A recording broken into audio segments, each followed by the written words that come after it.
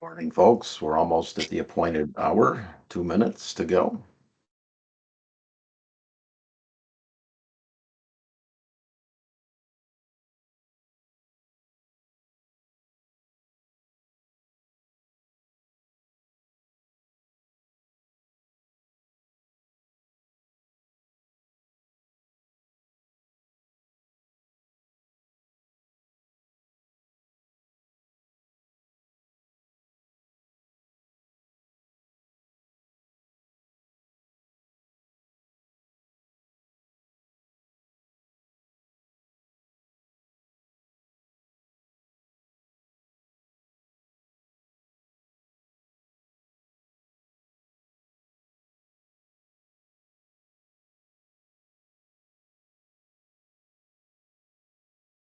Lindsay, how are we doing on quorum?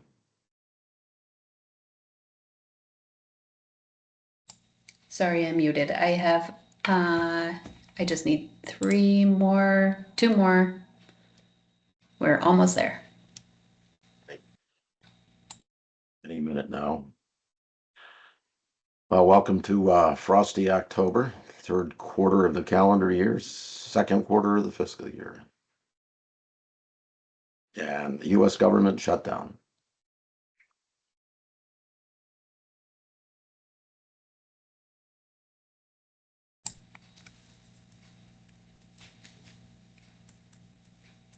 Okay, we're at quorum.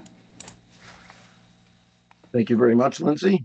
And I'd like to call the October 1st, 2025 meeting of the Vermont Criminal Justice Council to order. The first order of business is regard to the agenda. Let me explain something. You may have noticed at the last meeting, I asked for a motion about the agenda. I've done a little research in some other meetings that I've been in. It's kind of an area of Robert's rules versus state law, and it's not required in law, but we do recognize in law Robert's rules, which in our circumstance, which would require approval of the agenda as we begin the meeting. So having said that, I'll entertain a motion to accept the agenda as presented in your mail a few days ago. And a second on that. So moved. Do we have a second? Second. Okay, seconded. Any additions or deletions to the agenda? Jen, Purple. Sorry, nothing, just clicked the wrong Oh. spot. Okay, well, I'll wait back. The motion to accept the agenda as presented has been moved and seconded. All of those in favor signify by Ashley. Oh, Lindsay's a step ahead of me. She's got the vote up. Okay, either vote or if you're off system, communicate via chat, vote via chat.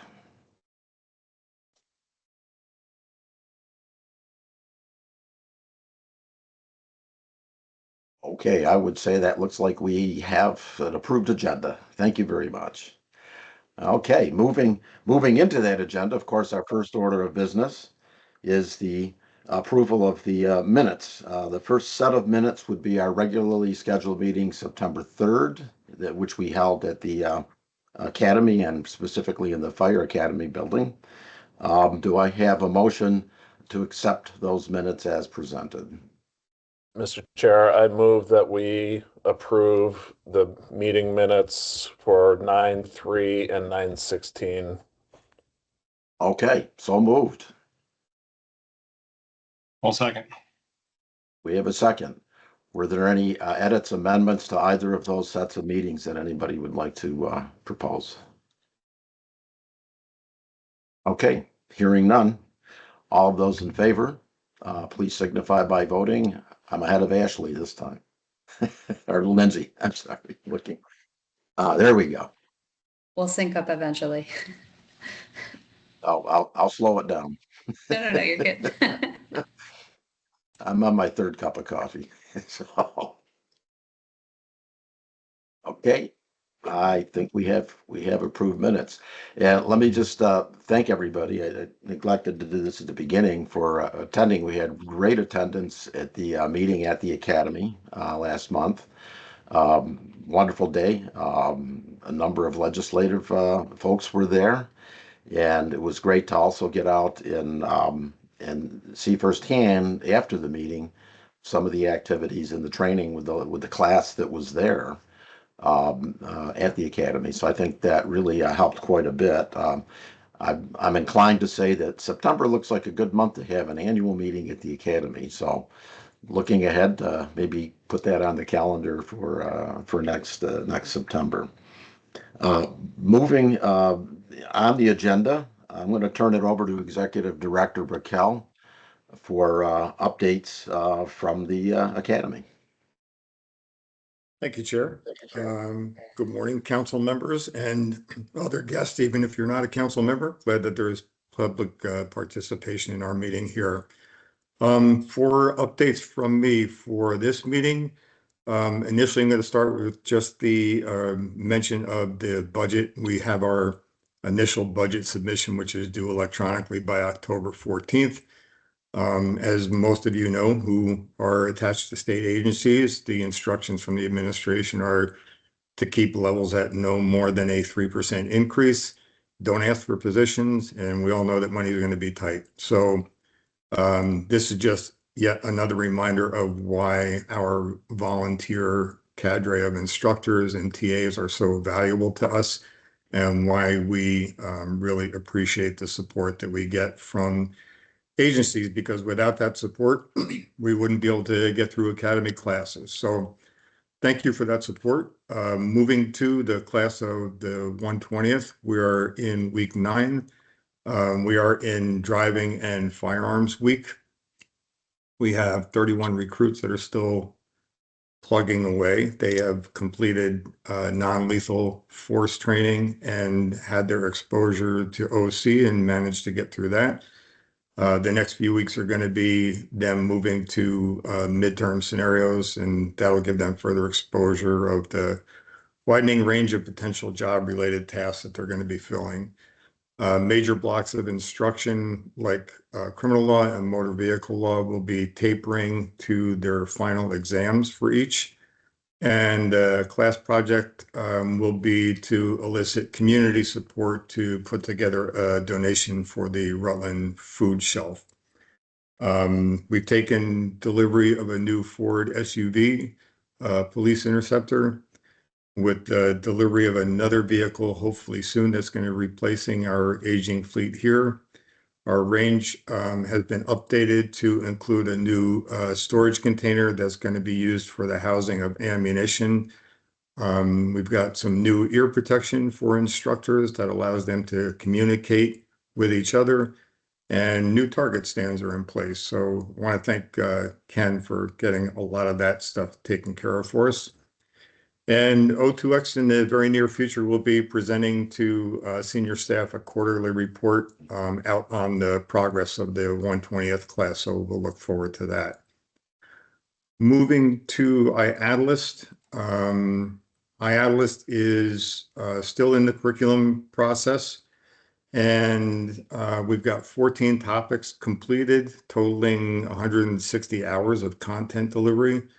They completed property crimes in September, and they're in the final draft of drug investigations. Each course, as it's written, is sent for review by the curriculum advisory group, and then awaits feedback from stakeholder and SMEs for any changes, edits, suggestions, or disagreements in the content. I want to continue to thank Kevin Lane, who's been the project manager, for facilitating that back and forth between the actual curriculum managers and the SMEs and the stakeholders who get a chance to review that. We're on tight timelines, so that moving along is really critical for us. Moving to staff.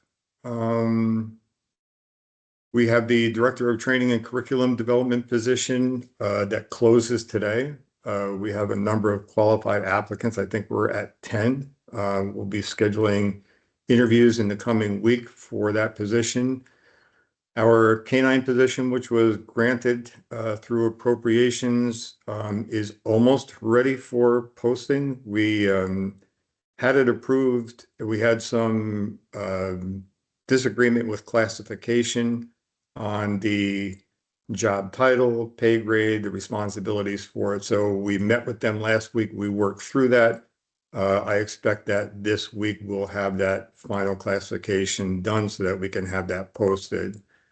Mara, who is our FIP instructor, our fair and impartial policing instructor, will be delivering training tomorrow, Thursday, in Rutland County on the topic of tactics for safer law enforcement contact with neurodivergent people. She's going to be delivering 2 sessions, a morning session and an afternoon session. And this is the beginning of her push out regionally to other areas of the state. We're starting it locally first here to make it easier for the first delivery of that. So we'll look forward to that tomorrow. And we're also in that opening that up to community service officers. So those that we're going to be working along with law enforcement will be able to attend that training. Training coordinator Murak will be attending a week-long de-escalation instructor training at Roger Williams Institute later this month. And last Friday ended the IACP Women's Leadership Conference that the VPA sponsored. That was in Burlington. Lindsay DeVerge, our Director of Administration, and Lisa Ryan, our Community Inclusion Director, both attended that training.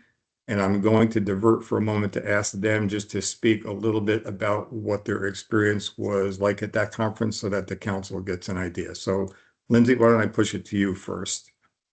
Okay, good morning, everybody. So thank you, Chris. The Women's Leadership Institute that we co-sponsored in Burlington last week, it was amazing. Can't say enough wonderful things about it. We had participants from Louisiana, Ohio, Canada, Michigan, Colorado, Connecticut, Vermont, and Minnesota. And we had quite a few Vermont agencies that sent participants, and they represented the state very well. And we're very grateful for departments that sent people. The instructors were absolutely amazing. There were prior law enforcement officers from Canada and also subject matter experts in some highly skilled areas.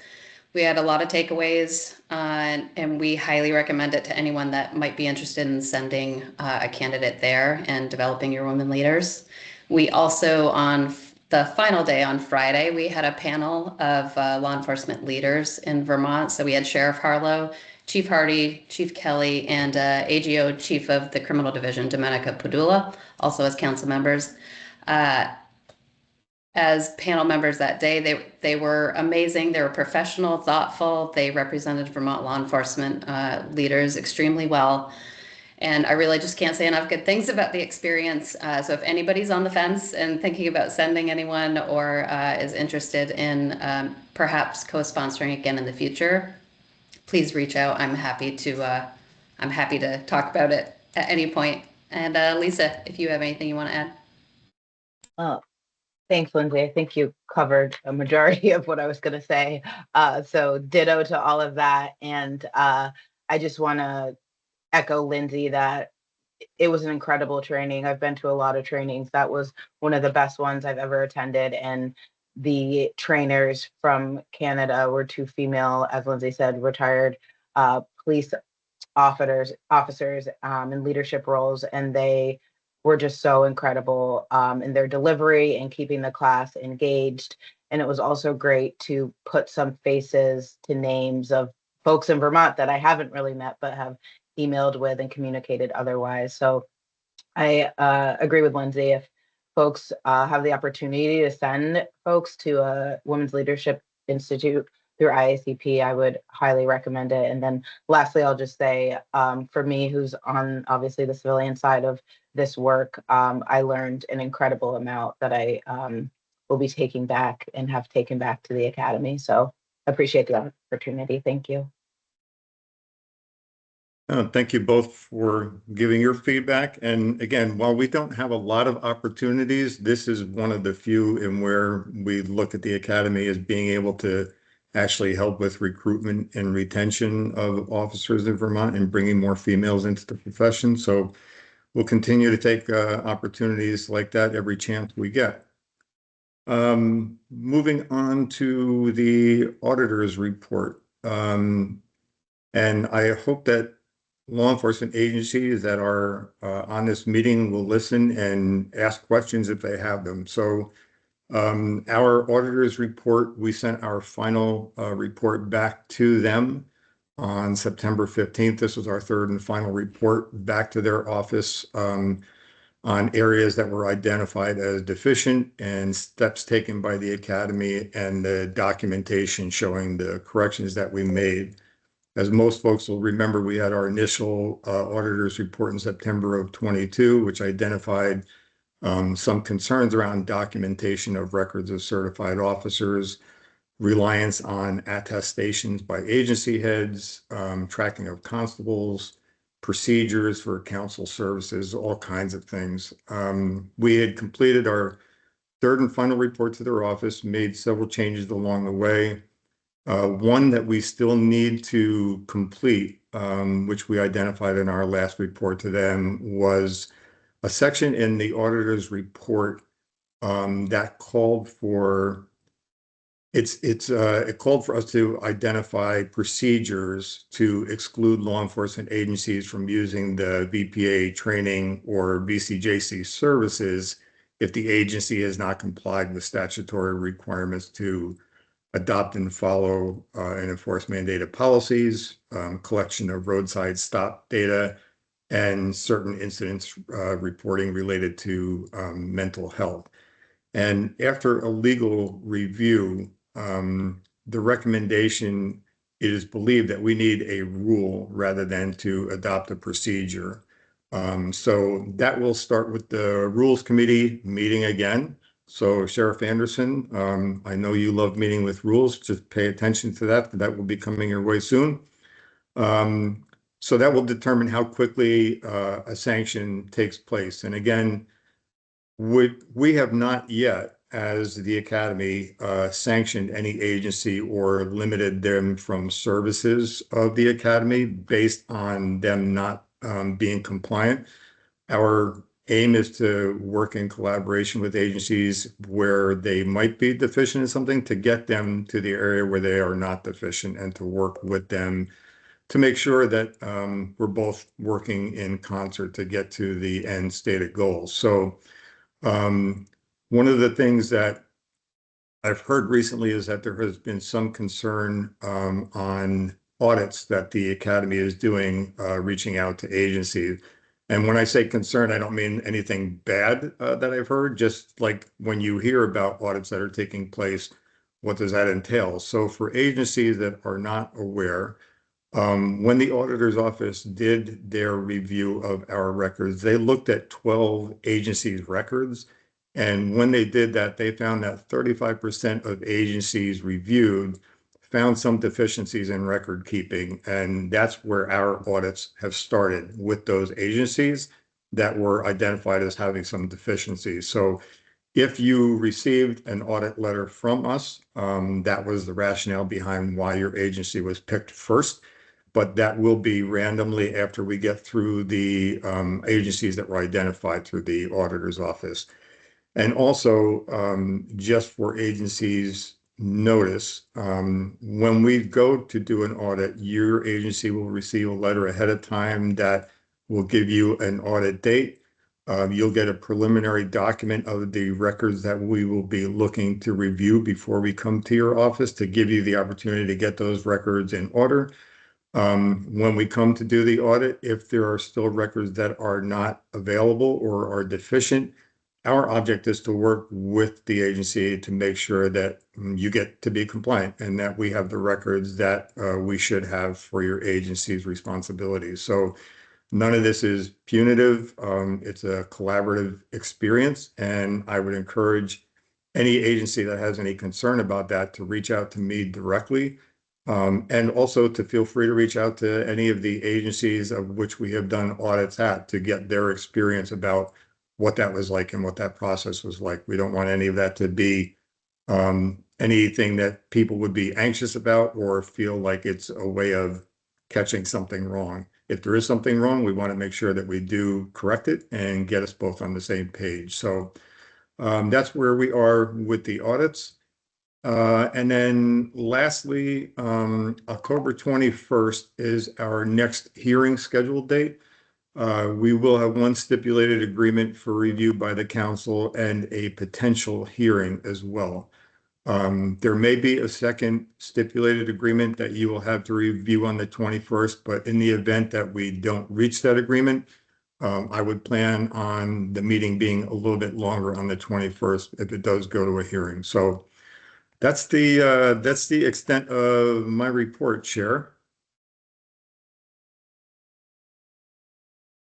Thank you, Chris. I did want to comment while Sheriff Anderson has his hand up. Go ahead, please. I'm happy to wait till after your comments, Mr. Chair. No, that's fine. Go ahead. I just wanted to call out on the call out for rules. I know the director is aware of this, but if anyone else has any reflections on any rules, it costs us a small sum of money every time we submit changes to rules. So while I am not aware of a wholesale list of changes that need to be made, if somebody's found something, please just shoot me an email or shoot an email to the director so that we can be fiscally responsible with the changes made through the Administrative Procedures Act. Thank you. Thanks for pointing that out. And it's a little bit of a process too. So thanks for that work. I wanted to just I'll put Ken on the spot, but something came up in our one of our committee meetings on the Pathways Committee that I found very encouraging in regard to the profile, the education profile of the current class. At this point, we've essentially retained all but a few from the very early in the recruit class. But Ken, if you'd like to share that, the educational level of this current class, I think that was something noteworthy. Certainly, Mr. Chair. Good morning, everyone. To my knowledge, the bachelor's degrees attained by the class were at roughly 65% of those current members in the class have already achieved a bachelor level status for continuing education.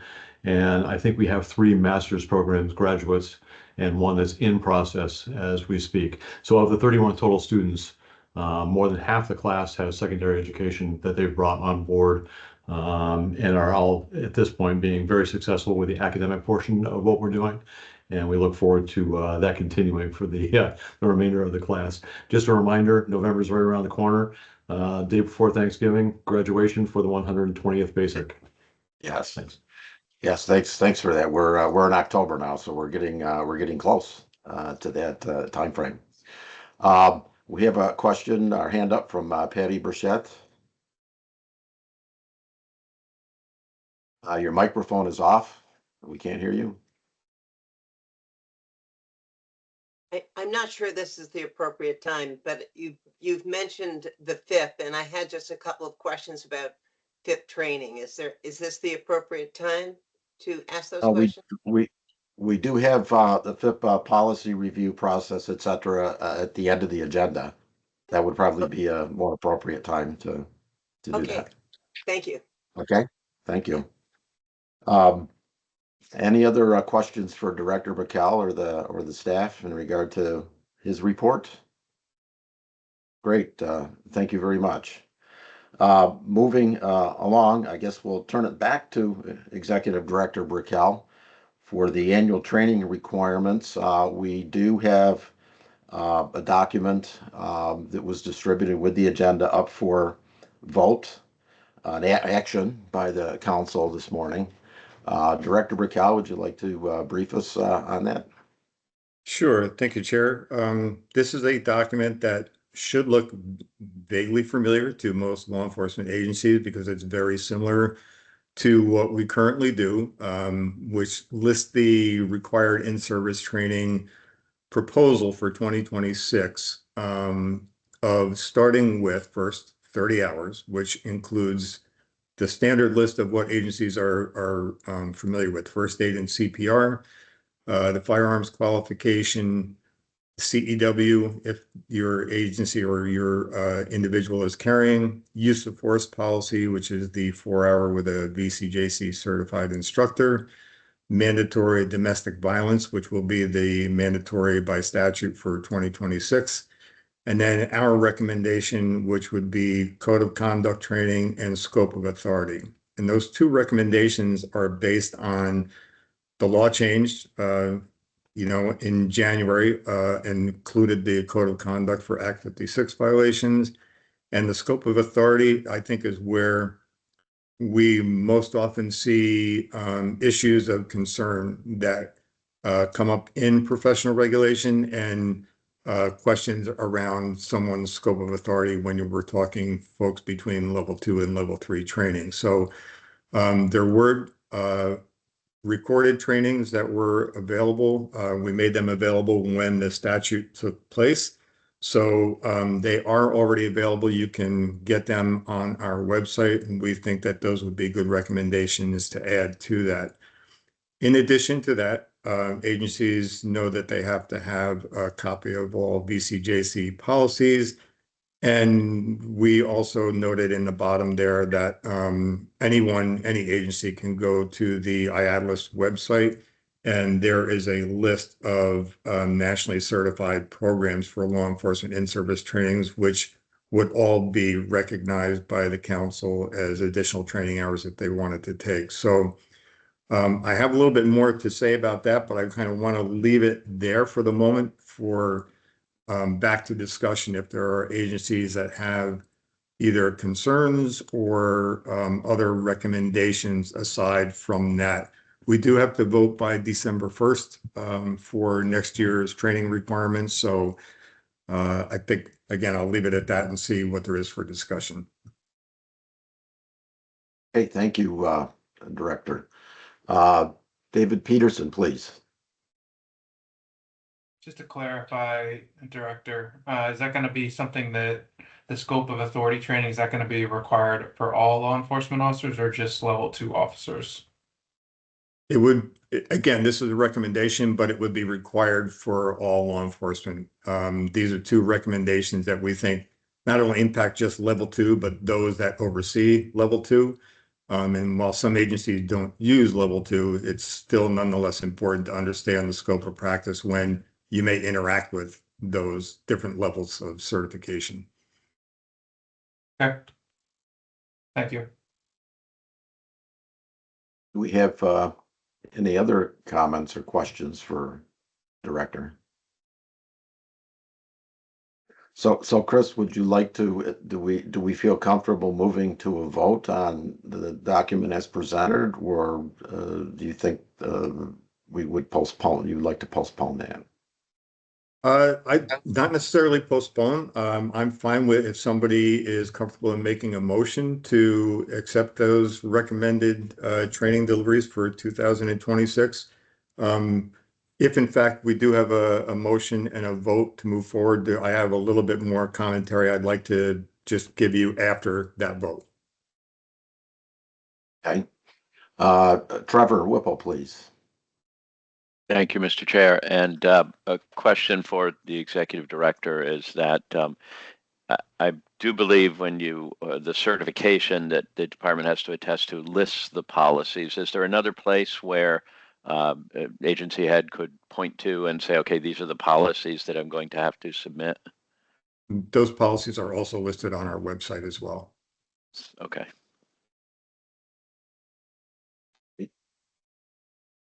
Sheriff Anderson. I think I'm just getting my head wrapped around the word recommendation. Is the training, code of conduct training, and scope of authority training just things we're calling out but not mandating? Or are we mandating those and that's the recommendation? That will be whatever your motion, should you choose to make one, would either include or not. We felt as the Academy that these would be good recommended trainings that people could add to in-service training, but and because they're already available. If the law enforcement community doesn't feel that that's necessary, then you could choose to leave them out of your proposed motion if you were to make such a motion. I appreciate that, and certainly I agree with the importance of the value of those trainings. It only leads into carry-on issue, which I won't go into, other than we just don't know how long the curriculums are unless it's the curriculums that have already been advertised. But then just the limited number of hours agencies have for training. So trying to be mindful of all the things that an agency needs to focus on in addition to the required stuff is my only hesitation when we consider those. So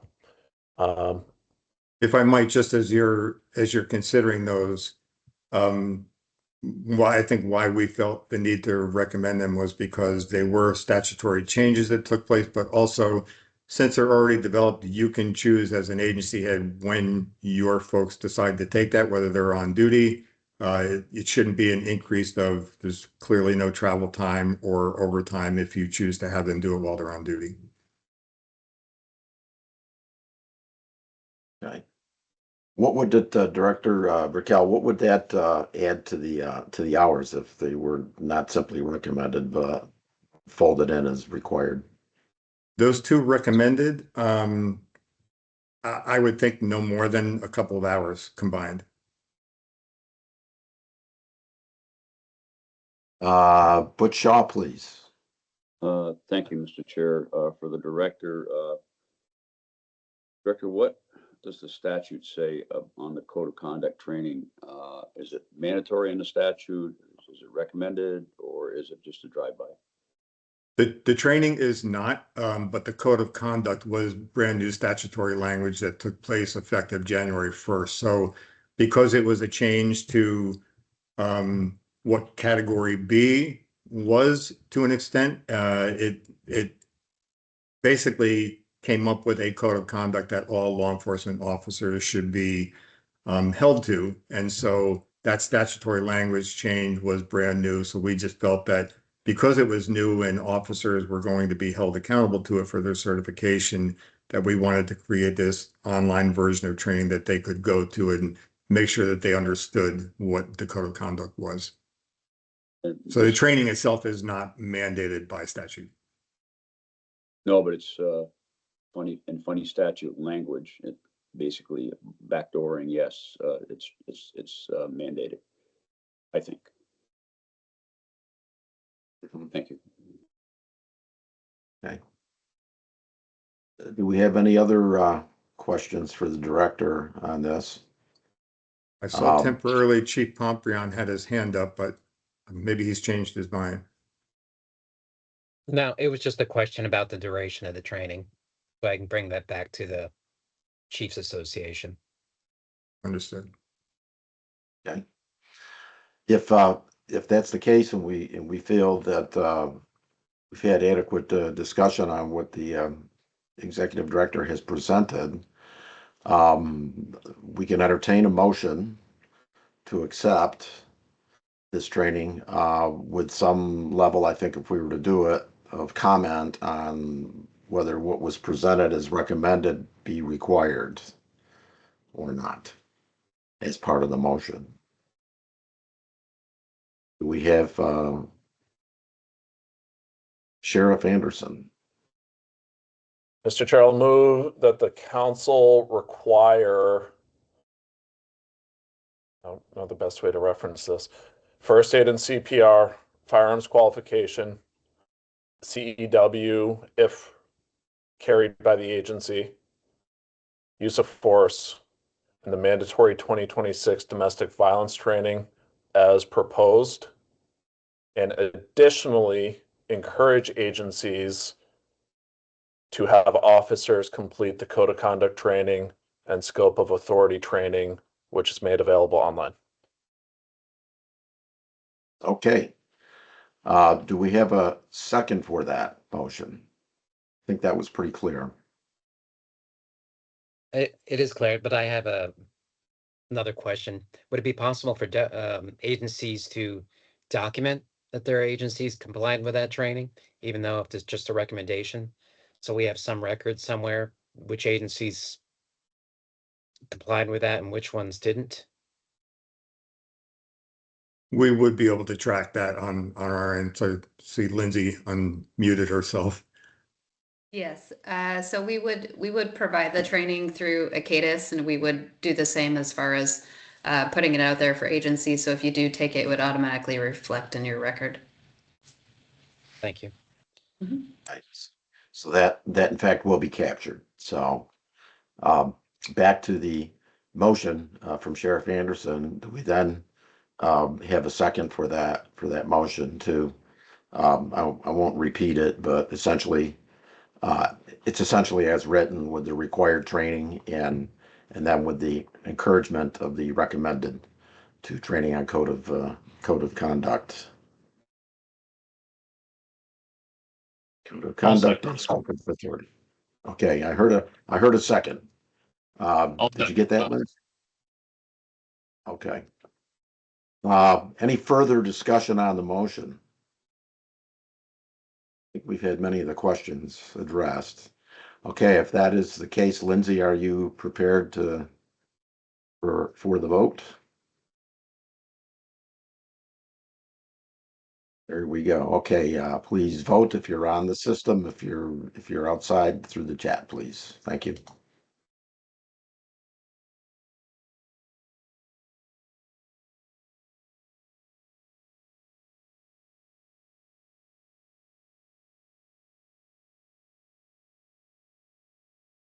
Okay, it appears as though we have approval. Okay, for those that can vote. Sheriff Anderson.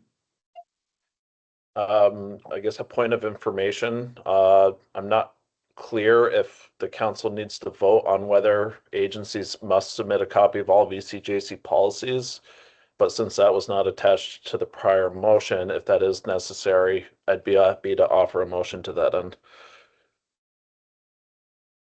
It might not be necessary.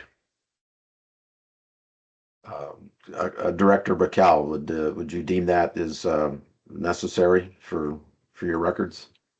I don't believe that would be a necessary change to the motion and the vote based on that. I mean, the policies are something that we are through our audit going to make sure that everyone is in compliance with, and agencies do report them to us in their what is now Rule 20 attestation. So we would have the record of their policies actually being, correct me if I'm wrong, Lindsay, here through a case that we would be able to ascertain that all policies were attributed to that.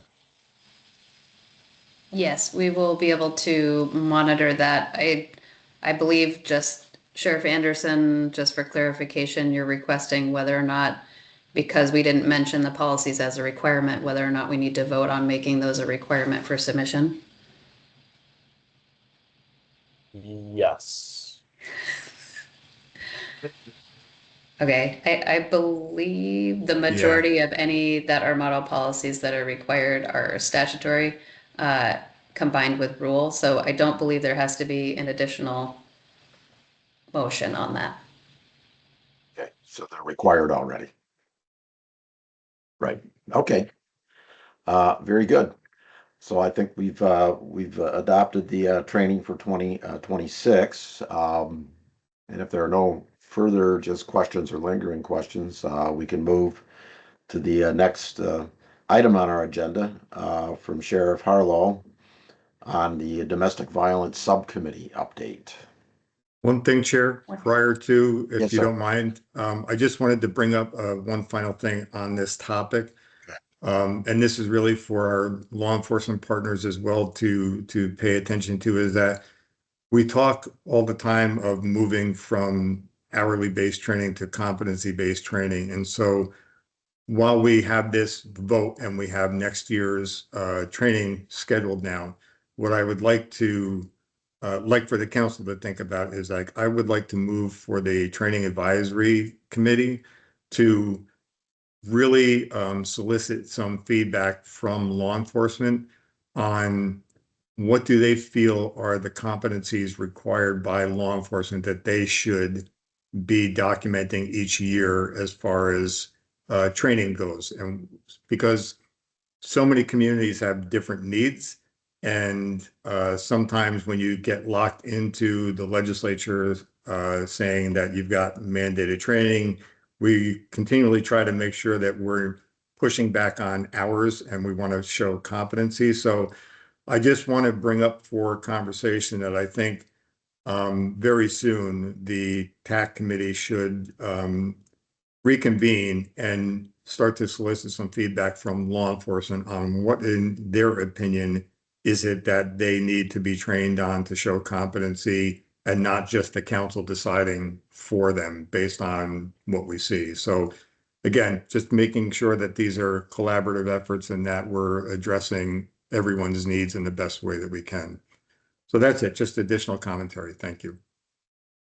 All right, thank you. No, I would agree with that because competencies are critical, and if we're going to have any impact on how this proposal for training next year might look, then sooner that started, the better. So, Sheriff Anderson. Thanks, Mr. Chair. I recognize the gap that was rattling in my brain. We did not vote on the number of hours that we were requiring, which is what we're required to do as part of Rule 20. So I'd like to make a motion that we approve 30 hours as a minimum requirement for in-service training.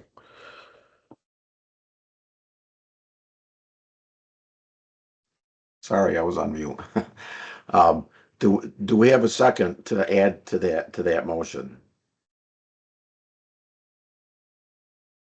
Seconded by David Peterson. Okay. Any further discussion? Thank you for catching that. The 30 hours was important. Okay, Lindsay, will we be able to? I don't want to get too far ahead of you. I'll give you. Okay, there we go. I think I got that. Thank you. Please vote. And again, if you're not on the appropriate system, via chat.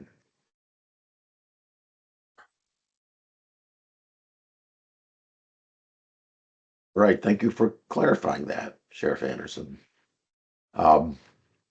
Moving ahead then to the Domestic Violence Subcommittee update, I'll turn the floor over to Sheriff Harlow. Thank you, Chair. I appreciate that. Good morning, everyone. So I currently sit as the chair for our Domestic Violence Committee, and we are tasked with creating and putting out training for the mandatory training required every 2 years for the law enforcement in the state of Vermont. We are currently looking at predominant aggressor training for everyone, and we have varying degrees of law enforcement, state's attorneys, advocates that will be presenting this training, and we are wrapping it up, and we'll have that available for the executive director soon. We are also working, so simultaneously and on the off time when we're not, we pretty much work on all this stuff together, but we're also looking at a strangulation manual that is going to take some time. We learned it's a little bit more difficult than we thought it was to kind of convert it over to Vermont, but we are working on that and hope to push that out as well, maybe next year or a year later. And we also have members of our committee that are working with Vermont Law on putting out a training that will not be mandatory, but will be accessible to law enforcement on U and T visas and how law enforcement can access that, give the information, appropriate information if they're working with a victim survivor. So that's pretty much the gist of it. Did anybody have any questions? Or Jen, for Bo, I know that you're on here. Did I forget anything? Did you have anything to add? No, ma'am, just to make a push for us to use the term dominant aggressor. Gee, sorry. Yeah, thank you. Great. Well, thank you. Are there any other questions in this domain for Sheriff Harlow or Jen? Okay, thank you very much. Moving to the next agenda item, the FIP policy review process and update. I'm going to turn the floor over to Lisa Ryan and Daniel and Kim McManus. Thank you, Chair. I'm going to pass it off to Daniel to do the report, and then I will comment after. Great. Thanks, Lisa. Good morning, everybody. On September 8th, the FIP subcommittee invited community members and law enforcement to provide feedback regarding the FIP policy as part of the review process. 2 community members shared feedback and offered questions for the subcommittee to consider. Additionally, 1 law enforcement member also provided feedback and suggestions for the subcommittee. We will present their comments as well as the comments from the Attorney General's office and the Human Rights Commission and the subcommittee's report to the council, which is underway and will be presented in advance of the November council meeting. And as stated last month, we do not anticipate any substantive changes to the FIP policy. That's what I got for now. Thank you. And I know, Lisa, I think you wanted to add something, or perhaps I missed something. No, you did great. It was fine, Daniel. Thank you. I just wanted to reiterate that we had a decent amount of community involvement from community organizations and also community members, whether it was through verbal feedback, written, or through a survey, and that there was only 1 law enforcement officer / professional who made any kind of feedback to the policy. So would have appreciated and liked a little more involvement, I think, on all grounds from folks, but there'll be, if there's questions or feedback, you can still send it to myself or Daniel or Kim. And like Daniel said, we will be drafting a report in advance to give to the council in advance of our November meeting so that they can decide if they want to make any recommendations or changes. But happy to answer any questions. Thank you. Thank you very much. And then thank you. I know we discussed this in the summer and laid out, I think, a very robust process for soliciting feedback and a timeline for doing this well in advance of the January 2026 deadline. So I appreciate that the committee has been working on that, and then further providing us a report well in advance of our last meeting of the calendar year, last regular full meeting of the calendar year in December. So any time that we have to look at that, I think beneficial. So okay, I'm looking for questions, and I see Patty Burchett. Okay, now is the appropriate time. Thank you. I'd just like to say before I begin, this group is quite impressive. I'll be bringing back to my community how impressive you all are.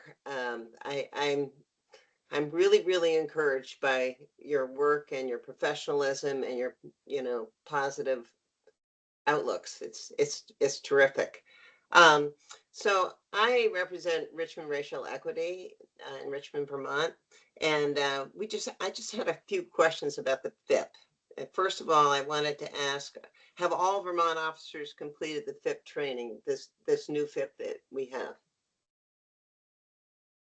That would run to me real quickly. No, the answer is no. They have until the end of December to complete that. And while I don't have a number percentage-wise for you accurate at the moment, but as of the last reporting out I did, we were at 90% completion of law enforcement agencies that had completed the training. Terrific. And I always get a little mixed up. I see Sheriff Anderson there, and I don't know much about the sheriff's departments and how that's different from other police agencies or law enforcement agencies. Are the sheriff's departments required to do FIP training just like all the other departments? All certified law enforcement officers are required to do the FIP training. Yes. Terrific. And will this be yearly training? It sounds like it's not. I just heard the motion of what will be. I think what I heard was the trainings that are required on a yearly basis. Will this be it for the FIP training? I was excited to hear how Rutland is one of the first places that's going to have some training around how to work with people who have mental health issues in relation to the FIP. So will there be different levels of training? Will there be new trainings each year on the FIP, or do they just take one and that's it? So I'll let others as well answer here, because I can't answer for all agencies. So in short, right, agencies are able to do anything that they want related to fair and impartial policing training. They are required through statute to do mandatory fair and impartial policing training that the council puts together for them every odd year. So even years is domestic violence training, odd years is fair and impartial policing training. In between that process, the council is required to review the policy, and if there are changes that need to be made to the policy, to solicit feedback, which is the process that you heard about here, and then report back to the council on what changes are recommended, what changes the council wants to see, and then to make those changes to the policy for the following year when they have to have that training again. That's just a baseline. Other agencies do other types of fair and impartial policing training and can do what works best for the community that they're serving or the area in which they work in the state. So there might be others on this meeting that might want to speak to additional training that they do, but from the council's perspective, the mandatory fair and impartial policing training is a baseline. Okay. Lisa.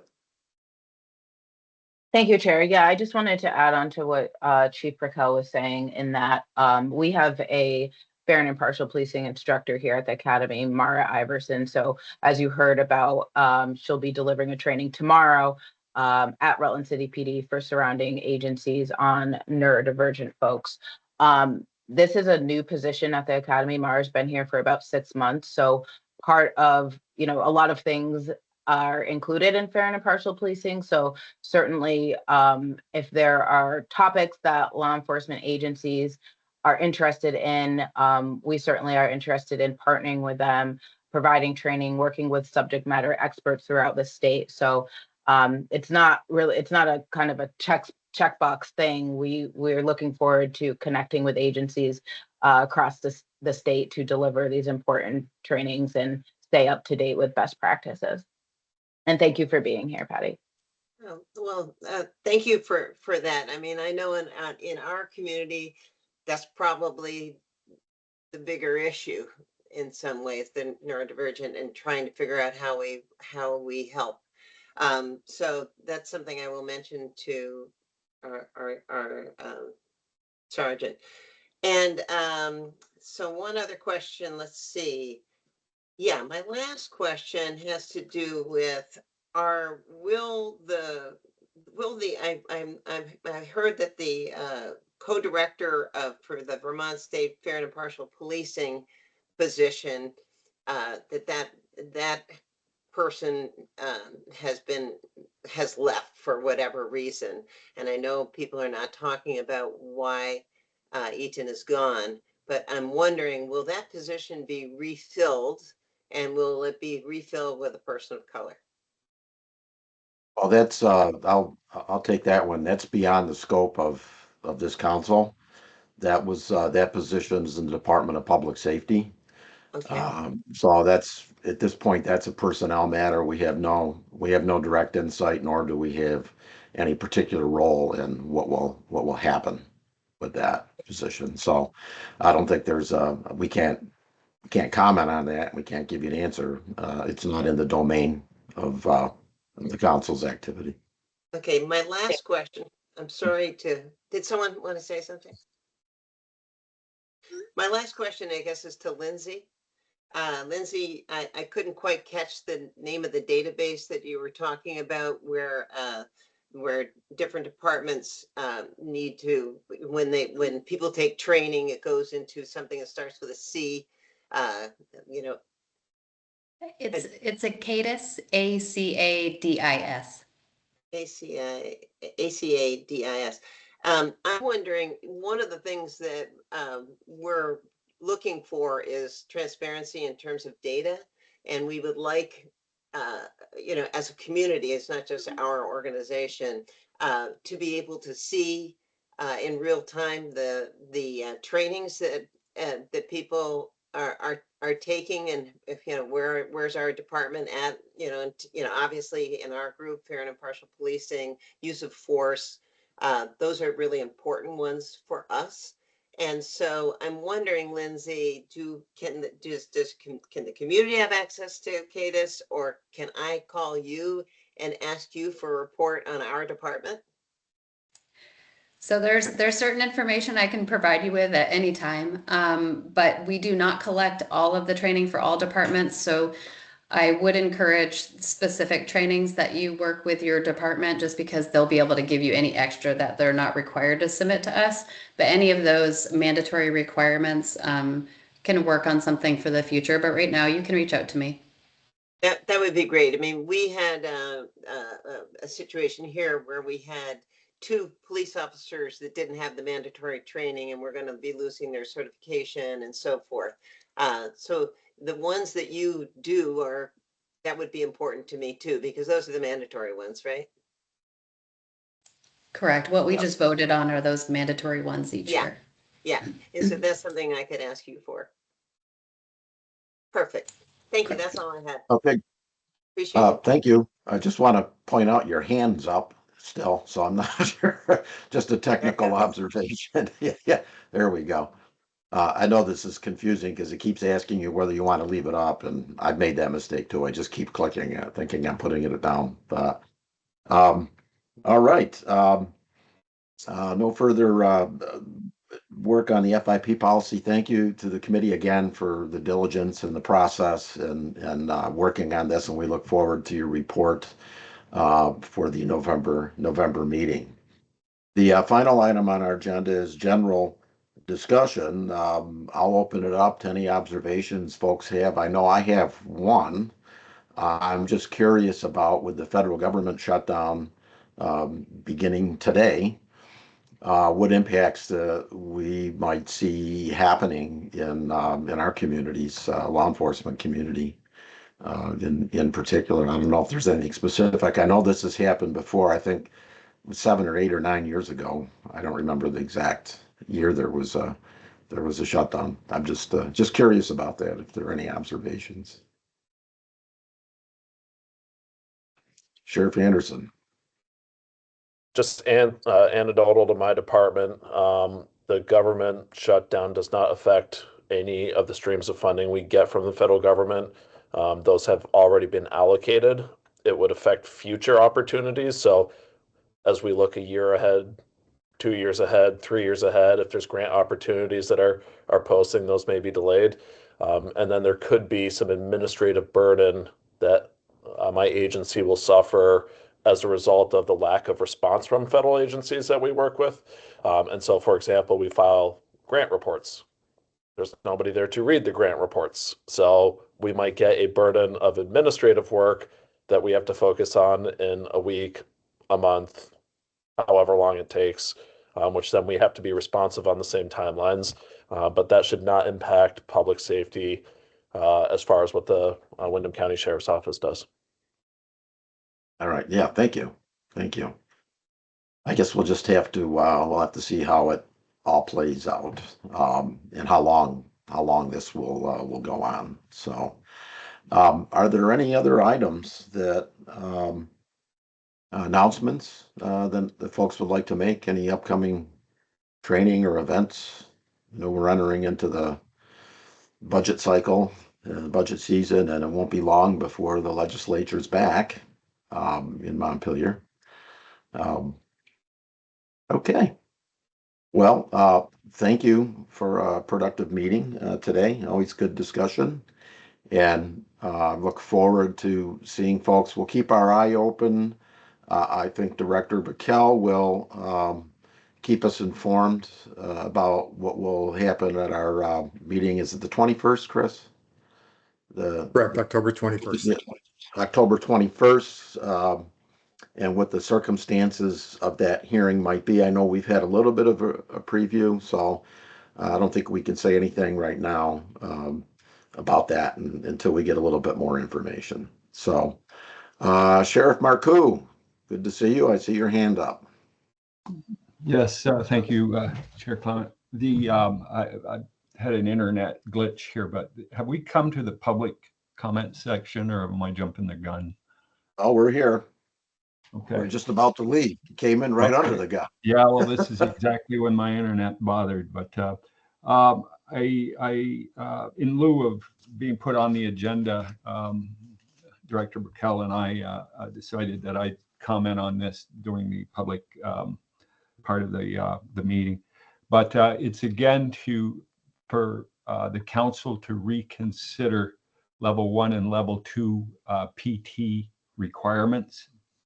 And forgive me, just so I don't forget anything, I'm gonna just look down here at my notes. But I think what we've been looking for is a change in the rule, and it would allow agencies to address fitness of level 1 and level 2 candidates.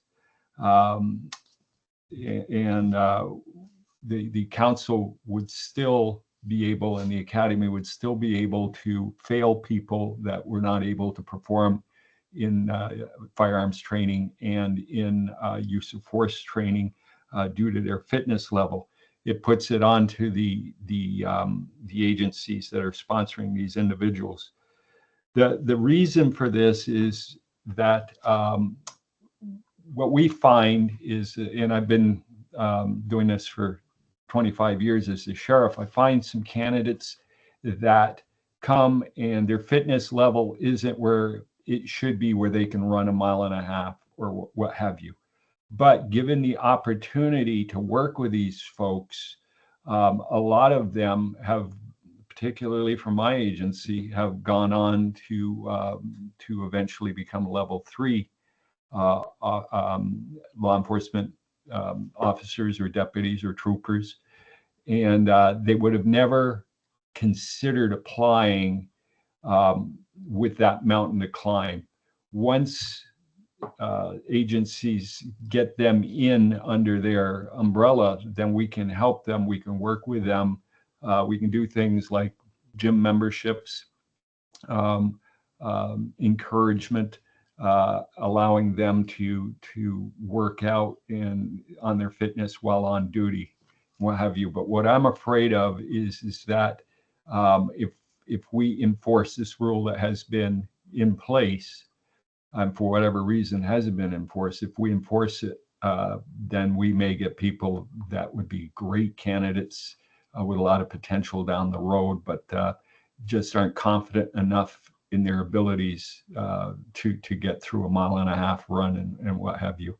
So since Sheriff Anderson is and the council is going to be looking into the rules, I don't know if this is the appropriate time, it seems to be, to ask for consideration.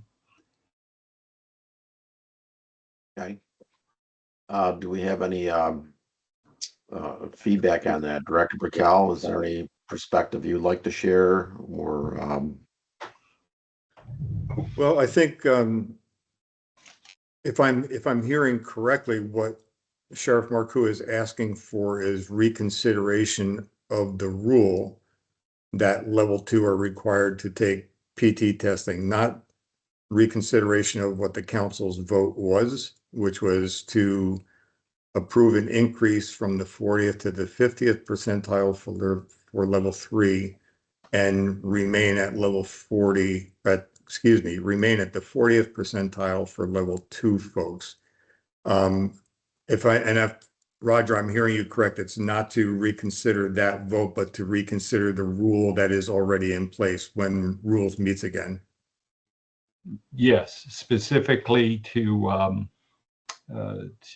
specifically not to require level 2s and level 1s when we get there to pass the same PT requirements of 50% initially as the level 3s. And I don't see any concern or have any heartburn with that being brought up in the rules committee again. Right. Because there should be some discussion there. I mean, it's been a rule and it hasn't been enforced. So how did it get there to begin with? And is that where it needs to be? And as long as we're we're not considering redoing what the council already voted on and approved, I certainly think it's definitely appropriate to bring it up in Rules Committee meeting. I would concur with the director on that, because it would be proposing a rules change. So, Sheriff Anderson, take note. We got the thumbs up. I appreciate it. Thank you. Okay, great. Yeah, I think it can get a better hearing there than kind of ad hoc at the moment here. So, great. We'll move ahead with that recommendation. Do we have any other, again, announcements, comments, events? Okay. Well, hearing none, keep your count. Oh, Sheriff Anderson got in under the wire. Make a motion to adjourn. Mr. Chair, I make a motion to adjourn. Wow. Okay, you're not under the wire. You're on the wire. Okay. Motion to adjourn by Sheriff Anderson. Do I hear a second? I'll second. Thank you.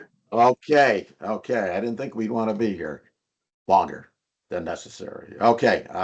All those in favor, just raise your hand. I'm going to call this by acclaim. Okay. The chair says motion passes by acclaim, and we'll see you all in a few weeks. Have a great day. Thank you. Director, can I give you a call right now to talk about Yes, sure. rules scheduling? Thanks.